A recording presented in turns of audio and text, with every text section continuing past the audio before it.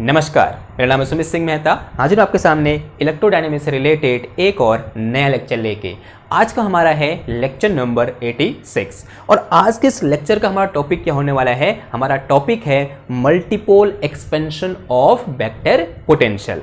जो यहाँ पर नाम आया क्या? Multipole expansion. अब आपके लिए ये नाम कोई नया नाम तो है नहीं, क्योंकि हमने मल्टीपोल एक्सपेंशन इससे पहले भी क्या कर रखा है? डिस्कस कर रखा है। कहाँ डिस्कस किया हमने पढ़ा था multipole expansion of electrostatic potential, या बोल सकते हैं multipole expansion of scalar potential. उसके बारे में हमने बहुत खूबसूरती से क्या कर रखा है? डिस्कस कर रखा है। एक पूरा लेक्चर है उससे रिलेटेड, और वो lecture I think lecture number कौन सा मैं भूल गया, लेकिन नीचे डिस्क्रिप्शन में क्या दे दूंगा, उसका मैं लिंक दे दूंगा। और इस लेक्चर को देखने से पहले मैं आपसे गुजारिश करूंगा कि एक बार आप उस लेक्चर को जरूर देख लीजिए।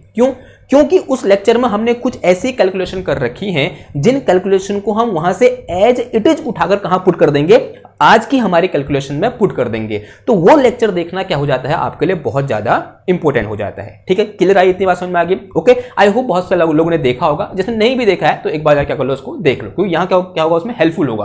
क्योंकि एक ही चीज को हम बार बार यहाँ पर रिपीट नहीं करें, क्योंकि लेक्चर खाली लंबा हो जाएगा। ओके, हमारा फोकस किस में रहेगा? Multiple expansion of vector potential में रहेगा। ओके, नाउ अब शुरू करते हैं। देखो, शुरू कुछ ऐसे करते हैं कि एक बार जो हमारे पास स्केलर पोटेंशियल का मल्टीपोल एक्सपेंशन था उसे देख लेते हैं, या फिर उससे पहले कि मल्टीपोल एक्सपेंशन की पिक्चर कैसी थी उसे देख लें।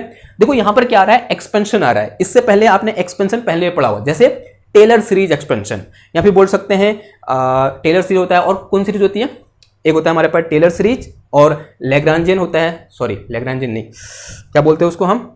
लॉरेंस सीरीज एक्सपेंशन होता है। ठीक है, टेलर सीरीज, लॉरेंस सीरीज, ये सब आपने पढ़े हुए ना। तो उसी टाइप से जो सीरीज बनेगी, यहाँ पे बोल सकते हैं इस तरीके से, जैसे ये 1 + x² बाई 2 का factorial plus x³ divided by 3 का फैक्टोरियल। ये क्या है? एक टाइप की सीरीज है। तो यहां पर भी क्या करेंगे? इस वेक्टर पोटेंशियल को एक सीरीज के टर्म में लिखेंगे। उसी को हम क्या बोल देंगे? Multipole expansion of vector potential बोल देंगे। ओके, समझ में आई बात ना? अब देखो, तो इससे पहले हमने एक बार थोड़ा बहुत स्केलर पोटेंशियल के बारे में डिस्कस कर लेते हैं, या फिर multipole expansion of multipole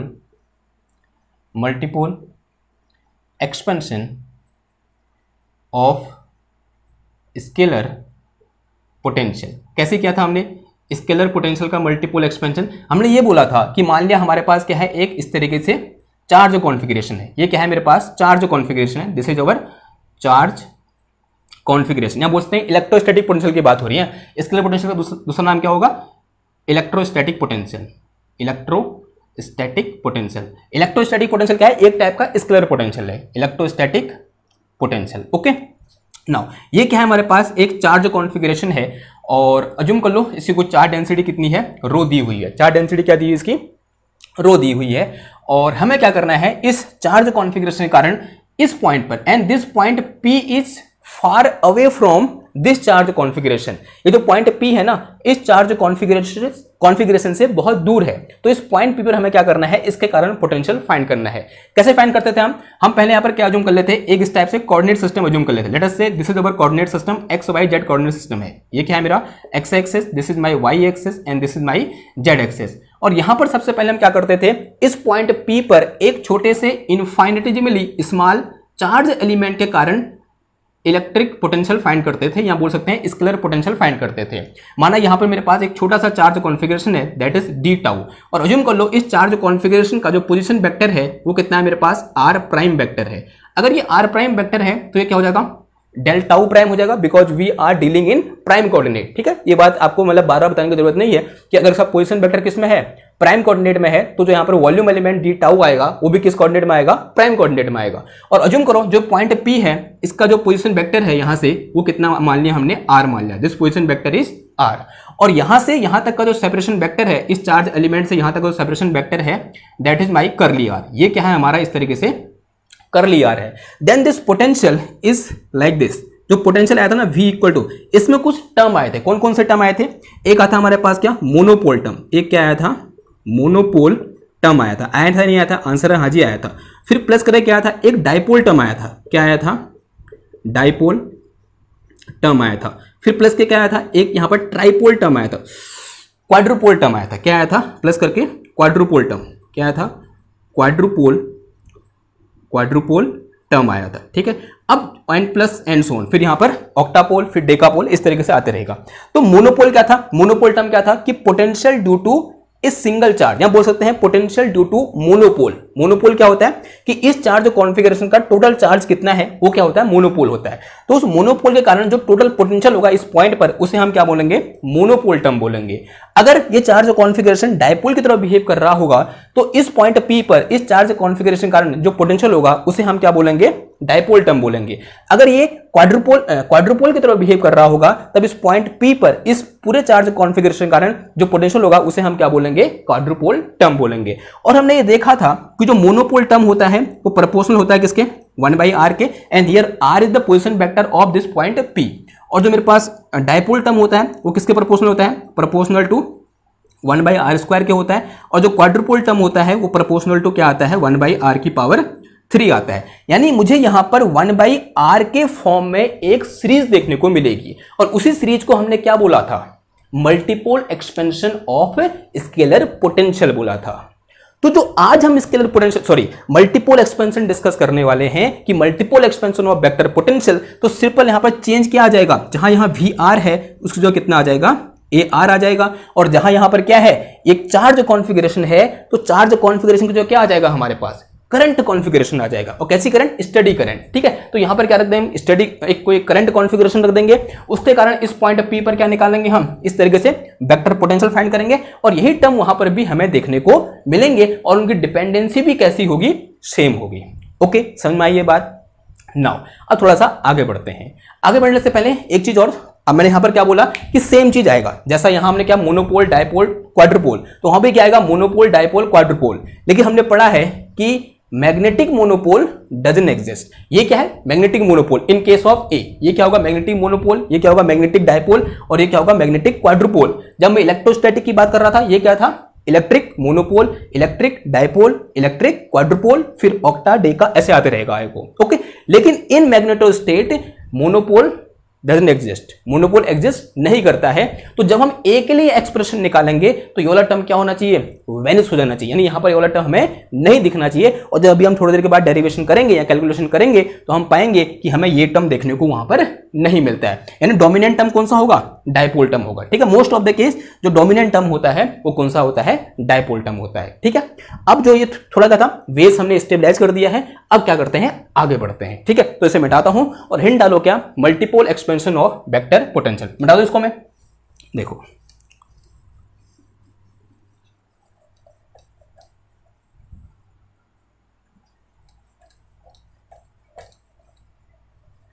okay, लिखो multipole expansion of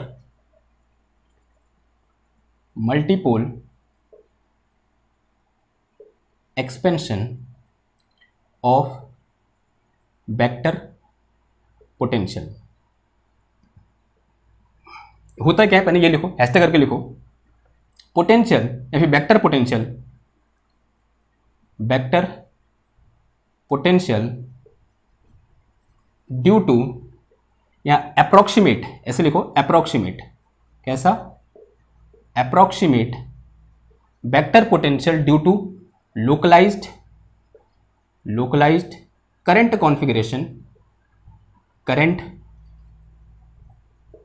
configuration at far away from the current configuration is called multiple expansion of A, या फिर बोलते हैं vector potential is called multipole expansion of A, या फिर बोलते हैं वेक्टर पोटेंशियल। ए लिखो या फिर वेक्टर पोटेंशियल लिख दो, पूरा वेक्टर पोटेंशियल का मतलब एक ही बात हो रही है। ओके, समझ में आई बात? नाउ अब देखो, अब हमें यहां पर क्या अज्यूम करना पड़ेगा? एक चार्ज कॉन्फ़िगरेशन अज्यूम करना पड़ेगा, और उस चार्ज कॉन्फ़िगरेशन के कारण उस पर्टिकुलर पॉइंट पर हम वेक्टर पोटेंशियल फाइंड करने को जाएंगे। तो क्या आ जाएगा हमारे पास? मल्टीपोल एक्सपेंशन आ जाएगा ना। क्वेश्चन ये है कि हमारे पास तो डिफरेंट टाइप के चार्ज कॉन्फ़िगरेशन होते हैं, जैसे line charge configuration, surface charge configuration, volume different type के क्या होते हैं हमारे पास, करंट कॉन्फ़िगरेशन होते हैं। ठीक है, क्या होते हैं, करंट कॉन्फ़िगरेशन, जैसे लाइन करंट कॉन्फ़िगरेशन, या बोल सकते हैं यानी करंट इन ए वायर, या बोलते हैं current in a surface current, या बोलते हैं current in a particular volume.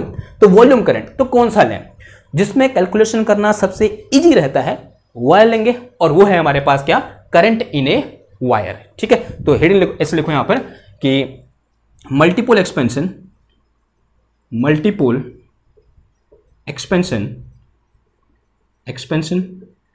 For current in A close loop. हमारे पास क्या है, एक क्लोज लूप है, या बोलते हैं क्लोज लूप बोलो या फिर वायर बोल दो, क्लोज लूप बोलो या फिर क्या बोल दो, वायर बोल दो। ओके, तो अज्यूम करो कि मेरे पास क्या है, इस तरीके से एक करंट कैरिंग वायर है, और जो कैसा है, इस तरीके से क्लोज है।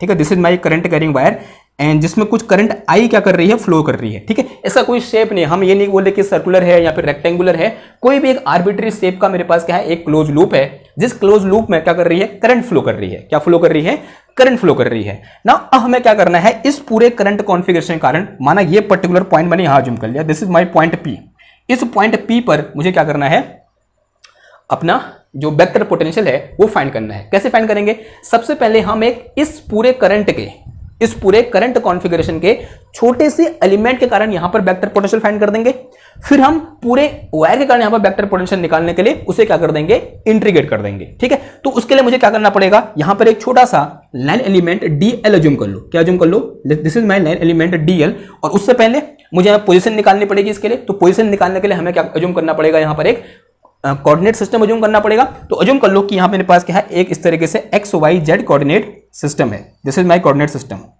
तो कुछ इस टाइप का है, this is X, this one is Y and this one is Z, और ये ओ क्या है, इसका ओरिजिन है। ओके, अब मैंने यहां पर एक क्या अज्यूम कर रखा है, एक लाइन एलिमेंट अज्यूम कर रखा है, and let us say this line element is DL. क्या अज्यूम कर लिया हमने, ये लाइन एलिमेंट डीएल अज्यूम कर लिया। डीएल वेक्टर बोलो, क्या है, एक डिस्प्लेसमेंट, एक छोटा सा displacement element which is DL, कितना है, डीएल वेक्टर है, और इसके कारण मुझे क्या करना है, इस पर्टिकुलर पॉइंट पी पर वेक्टर पोटेंशियल फाइंड करना है। अब उससे पहले इसका पोजीशन वेक्टर क्या होगा, यहां से जो वेक्टर होगा, ये जो लाइन खींची मैंने, this is position vector of this point P, let us say this position vector is R. ये पोजीशन वेक्टर क्या है, मेरे पास आर है। हमेशा याद रखना है, जो आर है इस पर्टिकुलर केस में, जो आर है वो क्या है, position vector of field point, या बोलते हैं उस पॉइंट का पोजीशन वेक्टर है जहां पर हमें क्या निकालना है, वेक्टर पोटेंशियल फाइंड करना है। नाउ इसका भी तो कुछ पोजीशन वेक्टर होगा, तो मान लिया इसका पोजीशन वेक्टर क्या है, मेरे पास आर कैप है, क्या अज्यूम कर ले, सॉरी आर प्राइम है, क्या है, आर प्राइम है। यानी जो मेरे पास यहां पर एलिमेंट है, किस सिस्टम में आएगा, आर प्राइम सिस्टम में आएगा। तो यहां पर क्या लगाना पड़ेगा हमको, प्राइम लगाना पड़ेगा। तो ये क्या होगा, डीएल प्राइम। डीएल प्राइम क्यों लिखा, बिकॉज इसका जो पोजीशन वेक्टर है वो हमने कितना अज्यूम कर रखा है, आर प्राइम अज्यूम कर रखा है, जैसे कि पिछले वाले केस में था। समझ में आ रही बात। ओके, नाउ अब यहां से यहां का सेपरेशन वेक्टर, तो let us say this separation vector is करली आर। मान लिया सेपरेशन वेक्टर क्या है, मेरे पास करली आर है इस तरीके से, and this separation vector is करली आर। ओके, क्या है, ये करली आर है। समझ में आई बात। अगर इतनी बात समझ में आई तो आगे बढ़ते हैं। देखो, ओके कहां लिखूं, इधर लिख दो। नाउ एट फर्स्ट पोटेंशियल या वेक्टर पोटेंशियल, लिखो पूरा लिखते हैं, vector potential at P due to infinitesimal displacement vector DL, या बोल सकते हैं this line element DL vector, line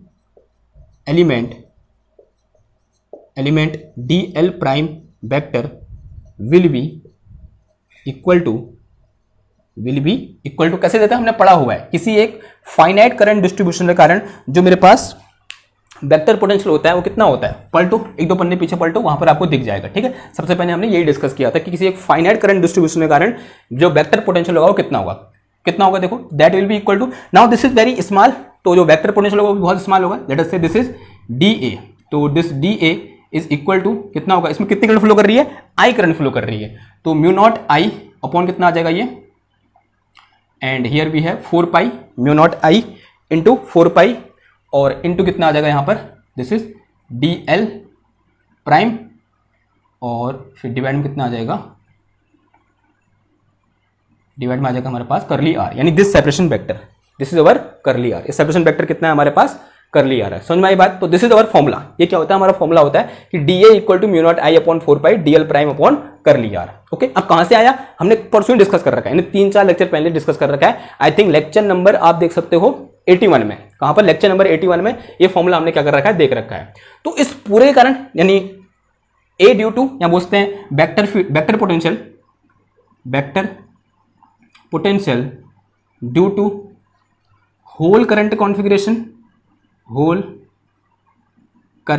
configuration कितना आ जाए? क्या कर दोगे इसका? इंटीग्रेशन कर दोगे, सिंपल सा क्या कर दो, इंटीग्रेशन। तो इंटीग्रेशन ऑफ ये कितना निकल गया? D A is equal to कितना आ गया ये, and this is integration mu naught I और अपॉन कितना आ गया ये 4 पाई आ गया, और इनटू ये आ गया मेरे पास कितना डी एल वेक्टर और अपॉन कितना आया करली आर आ गया। कितना आ गया? D L prime vector upon curly R. Now this integration along this wire, so this will be close. ये क्या होगा मेरे पास? Close integration. क्यों close integration? Because this is close loop. Okay, तो डी ए का इंटीग्रेशन क्या हो जाएगा? सिंपल मेरे पास ए हो जाएगा। तो दिस ए विल बी, ये कांस्टेंट है पूरा, mu naught I upon 4 pi constant है, तो म्यू नॉट आई अपॉन कितना आया 4 पाई बाहर आ जाएगा, अंदर कितना बच गया? This is close integration D L vector prime upon कितना आ गया ये आर आ गया। ठीक है, 1 ओवर करली आर। नाउ अब एक इंपॉर्टेंट चीज, अज्यूम करो कि जो मेरे पास ये करली आर है और ये जो मेरे पास आर वेक्टर है, इन दोनों का जो एंगल है वो कितना है? अल्फा है। जो अल्फा है that is angle between curly R, sorry angle between R and R prime. तो लेट अस कंसीडर, इसे कुछ इक्वेशन नंबर क्या बोल दो? 1 बोल दो। तो let us consider angle between R vector and R prime vector is alpha. क्या है मेरे पास? जो एंगल है अल्फा है। Then by cosine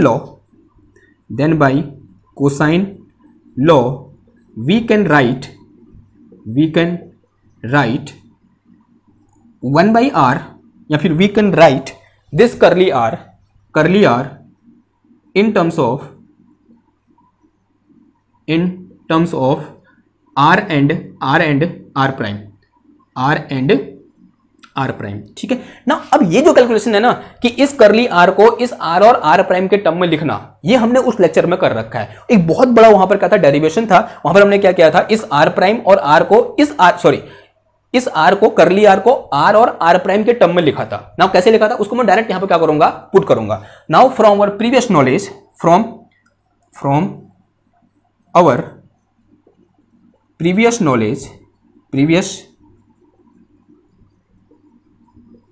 knowledge we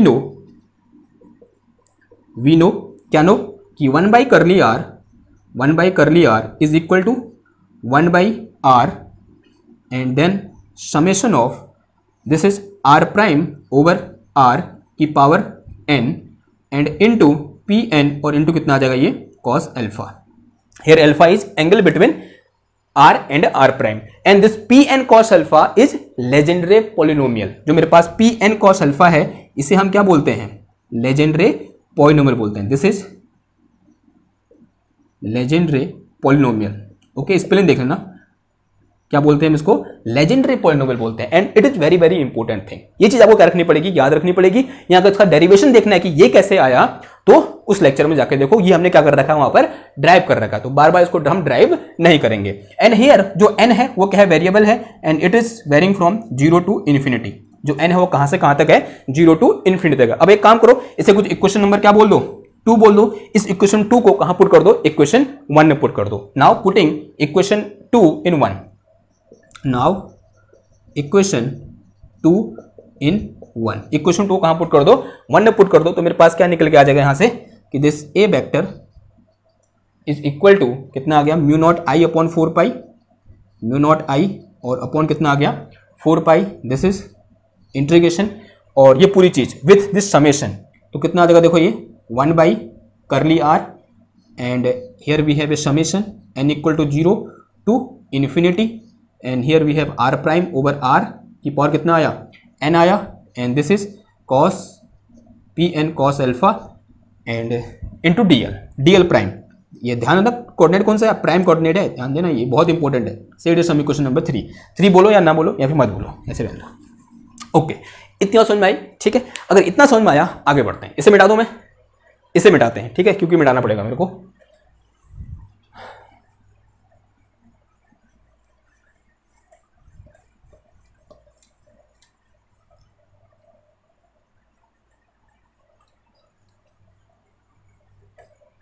okay, तो अब एक काम करो, फिर रखो यहां पर, इनकी वैल्यू पुट करो या फिर n की वैल्यू पुट करो, n इक्वल टू 0 1 2 3 ऐसे कुछ पुट करो, या फिर उससे पहले थोड़ा सा एक और मॉडिफिकेशन कर लें। तो उसको ऐसे लिख सकते हैं हम कि a इज इक्वल टू क्या आ जाएगा मेरे पास, mu naught upon 4 pi, mu naught I, और अपॉन कितना आ गया ये 4 पाई। अब यहां पर देखो ये क्या है मेरे पास, r की पावर n है, और यहां नीचे क्या है, r की पावर 1 है। तो नीचे कितना हो जाएगा, अगर मैं इस r को यहां से बाहर निकालूं, इस ब्रैकेट से बाहर निकालूं और इसको अंदर ले जाऊं, तो यहां पर क्या हो जाएगा, r की पावर n प्लस 1 हो जाएगा, कहां, नीचे, और ऊपर सिर्फ क्या बचेगा, r प्राइम की पावर n बचेगा। तो ये क्या बचा मेरे पास यहां पर, पहले तो यहां पर समेशन आएगा यूं करके, summation of n equal to कहां से कहां तक, 0 to infinity, n equal to from 0 to infinity, और अंदर कितना बच गया, 1 ओवर r की पावर n प्लस 1। अब देखो जो r है ना, वो इस इंटीग्रेशन के लिए कांस्टेंट है, इसका मतलब ये r इस इंटीग्रेशन से बाहर निकल सकता है। क्यों? Because the integration in prime coordinate, but this r is n prime. तो सिर्फ क्या इंटीग्रेशन के अंदर कौन सा वाला रहेगा, ये वाला r प्राइम रहेगा, यानी r क्या हो जाएगा, इंटीग्रेशन से इसको बाहर हम ले सकते हैं, because this will treat constant as a constant for this particular integration, because this integration is in r prime coordinate. तो इसके लिए कांस्टेंट की तरह यूज हुआ, तो बाहर निकाल दिया हमने, एंड दिस इज इंटीग्रेशन जो कि क्लोज हो गया, और अंदर कितना बचा, ये r प्राइम की पावर कितना बच गया, n बच गया, एंड दिस इज pn, और अंदर कितना आ गया, cos अल्फा, एंड फिर इनटू कितना बच गया, dl प्राइम वेक्टर।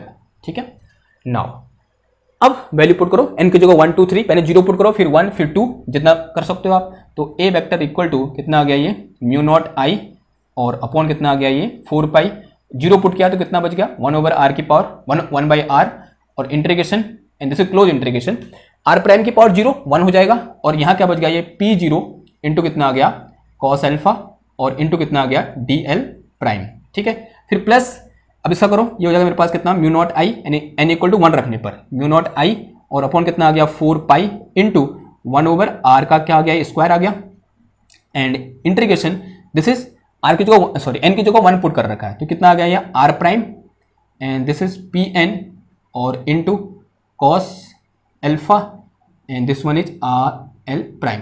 कुछ ऐसा बचा, फिर फर्दर लिखो, n की जगह कितना पुट करो, 2 पुट करो, n की जगह कितना पुट करो, 2, तो 2 पुट करने में कितना आ जाएगा, देखो, प्लस म्यू नॉट आई, और अपॉन कितना आ गया, ये 4 पाई आ गया, एंड 1 ओवर r के पावर कितना आ गया, 3 आ गया, and integration, and this is r prime का स्क्वायर, और ये भी मेरे पास क्या आ गया, p2, और इंटू कितना आ गया, cos अल्फा, फिर dl प्राइम, फिर प्लस एंड सोन, ऐसे i को आता रहेगा। किधर है इतनी बात? ओके, नाउ इसको आप इतना भी छोड़ सकते हो, ये क्या निकल गया मेरे पास, मल्टीपोल एक्सपेंशन ऑफ a निकल गया है, लेकिन अभी थोड़ा बहुत अधूरा दिख रहा है। ये जो टर्म है, जो फर्स्ट वाला टर्म है, this is a due to monopole, या फिर मैग्नेटिक मोनोपोल, या फिर बोलते हैं potential due to magnetic monopole. इसने क्या होना चाहिए, वेनिस होना चाहिए, अभी तक वेनिस नहीं हो रखा है। ये क्या है मेरे पास, this is potential due to magnetic dipole, या बोलते हैं डाइपोल टर्म। ये क्या है मेरे पास, potential due to magnetic quadrupole. ठीक है, ये भी हमने क्या करना है, अभी थोड़ा बहुत इसमें मॉडिफिकेशन करेंगे। कैसे मॉडिफिकेशन करेंगे, हमें क्या पुट करना है, जो लेजेंडरी पॉलिनोमियल है ना, इनकी वैल्यू पुट करनी है, कि फॉर n इक्वल टू 0 के लिए pn की वैल्यू क्या होगी, और फॉर n इक्वल टू 2 के लिए जो मेरे पास p2 cos अल्फा होगा, ये क्या होगा, यहाँ पर 1 आएगा। ठीक है, सॉरी p1 cos अल्फा क्या होगा, और यहाँ पर जो p2 cos अल्फा होगा ये क्या होगा। ठीक है, तो उसके लिए आपको, तो डिफरेंट वैल्यू ऑफ n के लिए आपको pn की वैल्यू क्या होनी चाहिए, पता होनी चाहिए। क्या होती है बताओ, उस दिन पढ़ा था हमने थोड़ा बहुत, आज भी देख लेंगे एक बार।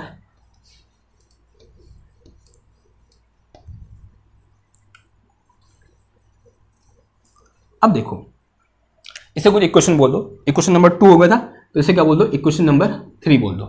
नाउ अब देखो यहां पर, सिंस जो मेरे पास pnx, ठीक है, यहां पर x जो कितना है, cos अल्फा है। ओके, जो pnx होता है, ये क्या होता है मेरे पास, लेजेंडरी पॉलिनोमियल होता है। क्या होता है, Legendre polynomial. Okay, now for n equal to 1, sorry for n equal to 0, जो p0x होता है ना, कितना होता है? 1 होता है। जो p0x होता है कितना होता है? 1 होता है। आपको याद ही रखना पड़ेगा। ओके, जो p1x होता है ये होता है मेरे पास कितना? x। ओके, जो p2x होता है ये होता है मेरे पास कितना होता है? ये कुछ ऐसा आता है हमारे पास 3/2 x स्क्वायर माइनस 1/2। ठीक है, इतना बहुत है। आप p3x भी लिख सकते हो। जो p3x होता है वो कुछ ऐसा होता है 5/2 x की पावर 3 एंड माइनस 3/2 x, ऐसे कुछ आता है। ठीक, ओके, यहां तक हमको चाहिए क्योंकि हमको p2x तक चाहिए। तो ये क्या है मेरे पास? लेजेंडरी पॉलिनोमियल की वैल्यू है। और इस पर्टिकुलर केस में x जो कितना है? cos अल्फा है। इन आवर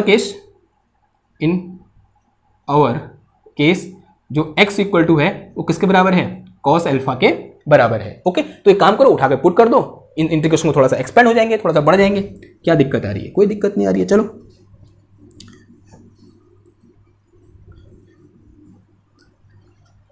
तो देखो क्या निकल के आ गया मेरे पास।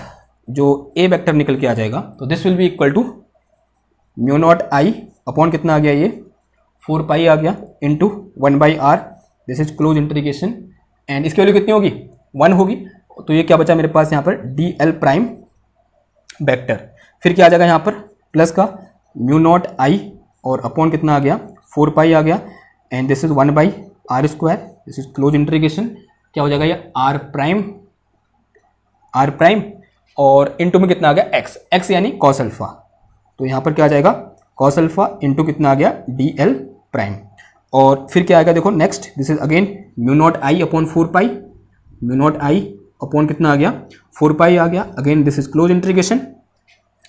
नाउ अब इसको कितना आ जाएगा यहाँ पर? ये क्या है मेरे पास? r प्राइम का square and this is p2, इसकी जगह ये पुट हो जाएगा, यानी कितना आ जाएगा ये? This is 3/2 cos square alpha minus 1/2 और इंटू कितना आ गया? ये dl prime vector plus and so on.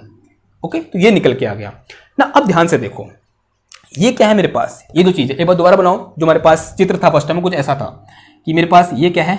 इस तरीके से एक करंट कॉन्फ़िगरेशन है और इसमें आई करंट क्या कर रही है? फ्लो कर रही है। यहां मैंने छोटा सा एक line element dl prime assume किया था।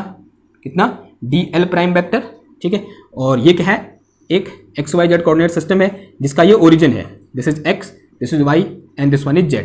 और इसकी जो कोऑर्डिनेट है, सॉरी पोजीशन वेक्टर है, वो कितना है मेरे पास? r प्राइम है। और मान लिया इस पॉइंट पर, late us say this point is p, इस पॉइंट p पर हमें क्या करना है? वेक्टर पोटेंशियल फाइंड करना है। और यहाँ से जो पोजीशन वेक्टर है ये कितना है? r वेक्टर है। ये जो पोजीशन वेक्टर है यहाँ से यहाँ, ये कितना है मेरे पास? r वेक्टर है। कितना है? r vector, not r prime. Okay, और ये जो मेरे पास इन दोनों का सेपरेशन वेक्टर था ये कितना था मेरे पास? करली r था। तो दिस इज माय करली r वेक्टर। ओके, नाउ ये जो एंगल है इन दोनों के बीच ये कितना है? अल्फा है। अब ध्यान से देखो, अगर मैं इसकी बात करूं, इस क्लोज इंटीग्रेशन dl प्राइम की बात करूं कि close integration of dl prime. dl prime क्या है? दिस इज डिस्प्लेसमेंट वेक्टर, है ना। अगर इसको मैं इंटीग्रेशन कर रहा हूं, यानी इन सारे डिस्प्लेसमेंट को ऐड कर रहा हूं, अगर इन सारे डिस्प्लेसमेंट को ऐड करूंगा तो जो ऐड करने के बाद यानी क्लोज इंटीग्रेशन, यानी यहां से स्टार्ट हुआ फिर यहां पहुंच गया, यानी यहीं से स्टार्ट हुआ यहीं पहुंच गया और इंटीग्रेशन किया किसका? dl प्राइम वेक्टर का, तो क्या निकलेगा? नेट डिस्प्लेसमेंट निकलेगा। और मैं जहां से स्टार्ट कर रहा हूं वहीं पर पहुंच जा रहा हूं आफ्टर डूइंग दिस इंटीग्रेशन, तो इसका मतलब नेट डिस्प्लेसमेंट कितना हुआ? 0 हुआ, नहीं हुआ? आंसर है हाँ जी 0 हुआ। ये बात समझ में आ रही है आपको? ठीक है, थोड़ा बहुत यहाँ पर कभी कभी दिमाग घूम जाता है। अगर ये वेक्टर नहीं लगा होता ना तो ये कुछ और होता है, इसका परिमाप आता है यहाँ पर, या पूछते हैं इसका सर्कमफ्रेंस आता। ये वेक्टर लग गया ना, अब ये डिस्प्लेसमेंट को रिप्रेजेंट कर रहा है। यहां से स्टार्ट हुआ फिर यहीं पहुंच गया, इसी का तो मतलब क्या हुआ? क्लोज इंटीग्रेशन हुआ ना। ये टोटल डिस्प्लेसमेंट का मतलब क्या हुआ? कि यहां से स्टार्ट हुआ फिर यहीं पहुंच गया, क्योंकि क्लोज है तब टोटल डिस्प्लेसमेंट इसकी बात कर रहा हूं। तो यहीं से स्टार्ट हुआ यहीं पहुंच गया, टोटल डिस्प्लेसमेंट कितना हो गया? 0 हो गया। तो since from this figure we can say that कि this close integration of dl prime is equal to कितना होगा?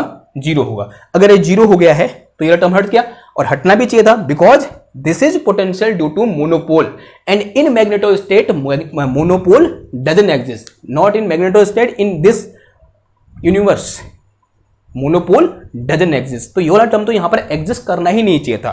तो for expansion of a this term will be vanish and from here we can see that कि नहीं कर रहा है ये वेनिश हो जा रहा है। ठीक है, यहां से यही बोल सकते हैं कि हाँ जो मोनोपोल होता है ना वो एग्जिस्ट नहीं करता है, क्योंकि मैथमेटिकली जब हम देख रहे हैं तो यहाँ पर भी मोनोपोल एग्जिस्ट नहीं कर रहा है। और एक चीज आपने ध्यान दी होगी, जो ए यानी क्या है, वेक्टर पोटेंशियल है, उसकी जो पूरी थ्योरी आ रखी है, जो वेक्टर पोटेंशियल का जो इंट्रोडक्शन हो रखा है वो पूरा का पूरा कहां से हो रखा है, del dot B equal to 0 के बाद ही तो हो रखा है। यानी इसी का तो हमने वहां पर क्या किया था, यूज किया था ना, इस ए को निकालने के लिए, इस वेक्टर पोटेंशियल को डिफाइन करने के लिए इसका यूज किया था हमने। और ये खुद क्या बोलता है कि मोनोपोल डजंट एग्जिस्ट। इसका फिजिकल मीनिंग ही क्या है कि मोनोपोल एग्जिस्ट नहीं करता है। डाइवर्जेंस ऑफ बी का जो फिजिकल मीनिंग है वो क्या है कि मोनोपोल एग्जिस्ट नहीं करता है। अगर मोनोपोल एग्जिस्ट नहीं करता है तो उसके कारण वेक्टर पोटेंशियल कहां से आ जाएगा, तो इसका मतलब ऑटोमेटिकली ये वाला जो टर्म होना चाहिए वो क्या होना चाहिए, वेनिश होना चाहिए। और मैथमेटिकली हमने देखा कि हाँ ये टर्म क्या हो जा रहा है, वेनिश हो जा रहा है। तो यहां पर ये वाला टर्म वेनिश होगा तो जो नेक्स्ट टर्म बचेंगे वो ये वाले बचेंगे। तो यहां से मेरे पास जो ए इक्वल टू निकल के आ जाएगा, तो this will be equal to, ये वेनिश हो गया तो ये बचेंगे आगे वाले, तो this will be mu naught I upon कितना आया 4 पाई आया, और इंटू कितना आया 1 by R square, this is close integration and R prime, और इंटू कितना आ गया cos alpha into D L prime vector and plus mu naught I, और अपॉन कितना आ गया ये 4 पाई इंटू, एक मिनट यार, 1 बाई आर की पावर 3 भी था, कितना आया 1 बाई आर की power 3 and this is close integration r prime, vector नहीं होगा ठीक है, आर प्राइम का स्क्वायर एंड इसके अंदर कॉस स्क्वायर अल्फा इंटू 3/2 इधर लिख दिया मैंने, माइनस का 1/2 this D L prime vector and plus and so on. तो this is potential due to, या बोल सकते हैं vector potential due to dipole term, sorry dipole, and this is potential due to quadrupole, okay, या magnetic quadrupole. This is potential due to magnetic dipole and this is potential due to magnetic quadrupole, and most of the time we are interested only in this term, यानी potential due to dipole, ठीक है। तो जो ये पहला term है इस term का नाम क्या है, potential due to magnetic dipole, A due to magnetic dipole, और ये वाला जो टर्म है इसको हम क्या बोलेंगे, A due to magnetic quadrupole, this is magnetic quadrupole, A due to magnetic quadrupole. उसी तरीके से जो नेक्स्ट टर्म आएगा वो क्या हो जाएगा, vector potential due to magnetic octapole, फिर उसके बाद डेकापोल, जो भी होता है को जोड़ते जाना। लेकिन जरूरत किसकी हमको, सिर्फ यहाँ पूछते हैं जो हमारे लेवल में होता है बीएससी एमएससी लेवल में, वो सिर्फ कहाँ तक पूछते हैं, बीएससी एमएससी नहीं, कहीं पर भी आपकी कोई भी एग्जाम देने जाओ इसी के बारे में अक्सर पूछता है कि मैग्नेटिक डायपोल के कारण जो ए होगा वो क्या होगा, ओके। तो इसी की बात करते हैं। तो नेक्स्ट हेडिंग क्या हो जाएगी हमारे पास कि vector potential due to magnetic dipole. ये मल्टीपल एक्सपेंशन यहां पर खत्म हो गया, ठीक है। अब इसमें जो नेक्स्ट चीज जुड़ी वो क्या जुड़ी, ये चीज कि vector potential due to magnetic dipole.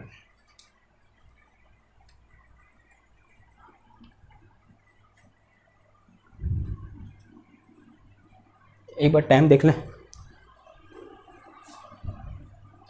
33 minute तो हो गए ना। अब यहाँ पर एक चीज़ है यार, क्योंकि जो इसके बाद है ना वो बहुत लंबा है, क्योंकि उसमें बहुत सारी कैलकुलेशन करनी पड़ेगी। एक काम कर रहा हूँ मैं, इसको यहीं पर छोड़ दे रहा हूँ, ठीक। जो नेक्स्ट होगा ना वो कल डिस्कस करेंगे। कल का मतलब मैं अभी रिकॉर्ड कर देता हूँ, डालूंगा उसको नेक्स्ट वीडियो में, क्योंकि मुझे लग रहा है कि अभी जितना इसमें बचा है कि मैग्नेटिक डायपोल के कारण जो इसमें जो कैलकुलेशन है या उसका जो मॉडिफिकेशन है वही बहुत ज़्यादा है, उसमें बहुत ज़्यादा कैलकुलेशन करनी है हमको। तो कैलकुलेशन बहुत इंपॉर्टेंट भी है और जो डेरिवेशन होगा वो क्या होने वाला है, इंपॉर्टेंट भी होने वाला है। उसको क्या करेंगे हम कल डिस्कस करेंगे। थोड़ा हिंट डाल देते हैं यहाँ पर, ये देख लो कि vector potential due to magnetic dipole, hint डाल दो इस तरीके से, vector potential due to magnetic dipole, magnetic dipole. अब मैग्नेटिक डायपोल क्या होता है, कोई भी एक close loop, this is magnetic dipole, ये वायर है ना, इस क्लोज है तो ये क्या है, एक मैग्नेटिक डायपोल है, ठीक है। और अगर मैं ये बोलूं ये भी क्या है, एक मैग्नेटिक डायपोल है, इसमें कुछ करंट आई फ्लो कर रही है, ये क्या है, एक मैग्नेटिक डायपोल है, ठीक है। तो जो मैग्नेटिक डायपोल होता है वो कुछ ऐसा होता है, ओके। और ये भी क्या है, एक टाइप का मैग्नेटिक डायपोल है, okay, this is my magnetic dipole. तो इसके कारण जो मेरे पास वेक्टर पोटेंशियल होता है वो कितना होता है, इतना होता है। इसको क्या करना है, हमको मॉडिफाई करना है, ठीक है। अब मॉडिफाई कैसे करेंगे थोड़ा बहुत आपको आइडिया हो गया होगा, क्योंकि आपने multiple expansion of scalar potential पढ़ा हुआ है। और यहां से आई को हम किस तरीके से मूव करते हैं, एक बार उस लेक्चर को जरूर देखो कि वहां पर हमने क्या कर रखा है, किस तरीके से हम यहां से आगे मूव कर रखे हैं। और हमने फाइंड कर रखा है क्या, electrostatic potential due to electric dipole. तो यहीं से हमने क्या उठाया, इस टर्म को उठाया और इलेक्ट्रिक डायपोल के लिए क्या लिखा, फॉर्मूला लिखा। तो उस तरीके से यहां पर हम क्या करेंगे, जो हमारे पास मैग्नेटिक डायपोल है उसके लिए फॉर्मूला लिखेंगे। फॉर्मूला तो वैसे आ गया है, लेकिन अधिकतर ये फॉर्मूला यूज नहीं करते हैं, एक मॉडिफाइड फॉर्मूला क्या करते हैं हम यूज करते हैं। ठीक है, उस फॉर्मूला को क्या करेंगे हम ड्राइव करेंगे और वहां से क्वेश्चन पूछा जाता है आपके कॉम्पिटिटिव एग्जाम में भी। और वो फॉर्मूला ड्राइव करने को आता है कहां, आपके जो यूनिवर्सिटी एग्जाम है या बोलते हैं आपको जो इंटरनल होते हैं वहां पर। ओके, तो आज के इस लेक्चर को यहीं पर समाप्त करते हैं। मिलते हैं आपसे नए लेक्चर में कल एक और नई वीडियो के साथ। तब तक के लिए थैंक यू, धन्यवाद, बाय बाय।